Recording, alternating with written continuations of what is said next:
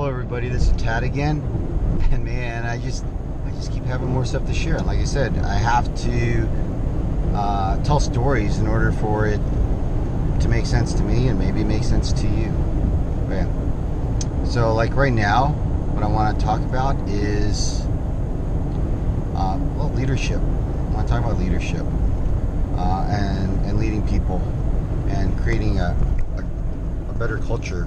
I don't know if we're going to be able to touch on all of that, or we'll touch on all of it, but I don't think we'll go into all the details. But there's just some things I just want to be Captain Obvious about and share with you. All right, so earlier I told you guys about how people don't want to be managed, they want to be led. So to manage your business and lead your people. Here's the other thing that you need to know. Your people don't care how much you know. All they want to know is how much you care about them. Think about it for a second. Just think about it. The person that impacted your life the most, whether it was a teacher, whether it was a professor, whether it was a manager, a supervisor, whatever, right? Your area manager, your vice president. People really, in general, here's what I do know. When it comes to my case, I know that people don't care about how much I know. All they want to know is how much I care about them.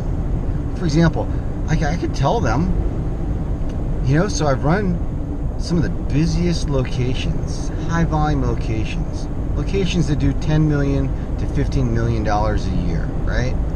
Or I could tell them that I oversaw the Midwest and I oversaw 12 locations in 5 states, the operations, right? Or I could tell them I've always been the manager of the flagship location. People don't care about that. Seriously, right? People don't care about what I know or what I've done. All they want to know is how much I care about them.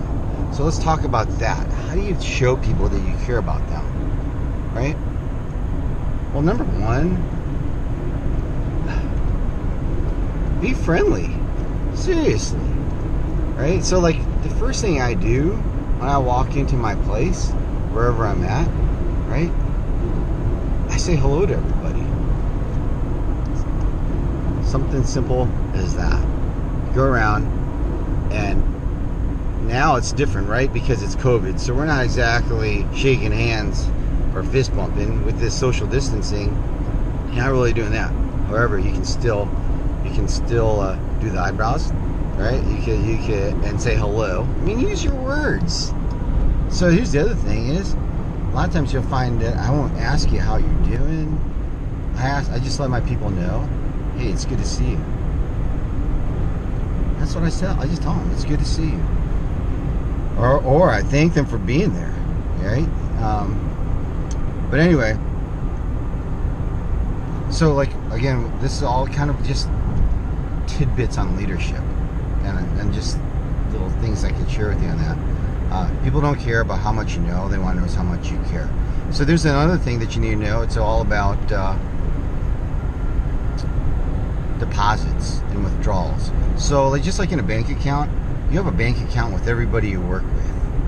Well, let's call it your professional bank account. So in your professional bank account, like for example,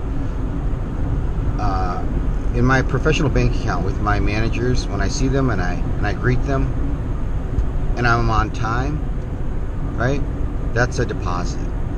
When I help them out, that's a deposit, right? If I have to give them some feedback that's constructive, well, I'm sure they look at that as a withdrawal. So here's the thing. I do my best every day to make deposits every day with everybody I come in contact with, because there will come a time where I've got to make a withdrawal.